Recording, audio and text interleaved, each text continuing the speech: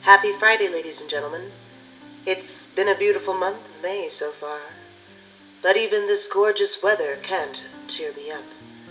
You see, I'm bothered by a mystery that has been vexing me for the last 4 days. Up till last week, things seemed quite normal in the music department, but when I came into work on Monday, the world seemed dramatically different. Something has changed. But why has it changed? What is it that has changed? Why must that light flash all night long? What is going on? I must figure out why my reality feels completely altered.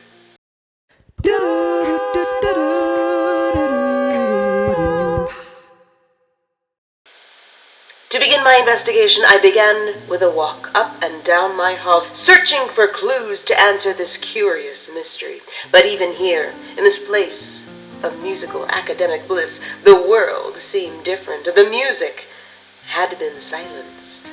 No voices or trombones or bassoons blared on either side of me. Just 1 week ago, the music seemed never-ending as it crescendoed into evening hours.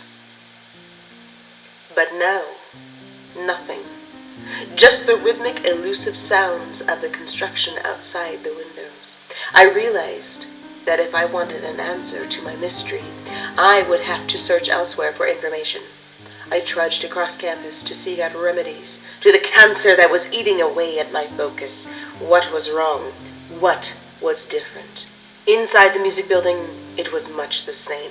The lobby, usually awake with activity and guitar practice, was almost completely deserted. I visited my classroom that just 1 week ago was filled with engaged undergraduate students, now with lights off, empty chairs, and lowered music stands. This feeling was repeated in every space I visited. What was once an occupied and musical landscape was now a desolate cubicle of sadness. The rehearsal hall, the classrooms, even Keller Hall, which only a few days ago booked recitals from dawn to dusk, now silent. What had happened? What was the cause of this abandonment? While the main spaces were vacated, a few lonely souls could be found in this building and might be able to provide the insight I so desperately needed. I interviewed these witnesses. I asked them if they had noticed anything unusual the last few days. I was sure they would corroborate my observations, but I was disappointed. They were unaware of anything out of the usual. I was shocked. I was certain that my scrutiny was not mine alone.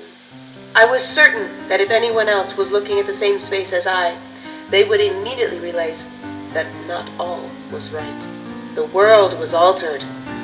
The things were not as they should be, but they did not. They noticed nothing out of the usual, and I was confounded. I'd almost given up hope of deciphering this enigma when I realized there was one more person that I hadn't sought counsel from. This was one very wise woman, one administrative assistant who had answers to many questions when others were stumped. This woman, this wise man, Monique, was my last hope. If she didn't see it, then surely it was only me. Perhaps I was going mad. Perhaps I needed to look internally before the external would yield any sense. But I didn't realize at first that I asked Monique a very different question than I asked the rest. Monique, why does everything seem so deserted here? Where is everyone? What has happened to our world? Robin, classes are over. It's summer vacation now. You can go home. Go. Oh, okay, so for now, a haiku? The school year is done. Students and teachers rejoice. It's no mystery. I usually reserve the tag for some moment of silliness, but this week is a little bit more heartfelt as I wanted to say thank you. Thank you to all of my audience, my family, my friends, my students, teachers, colleagues, and others.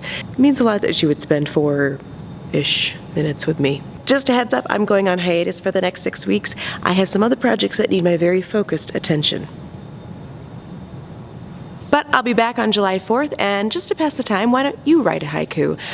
You can send them to me on any of the social medias at Robin Giebes and tag them at Haiku for Giebes. Light of the iPad!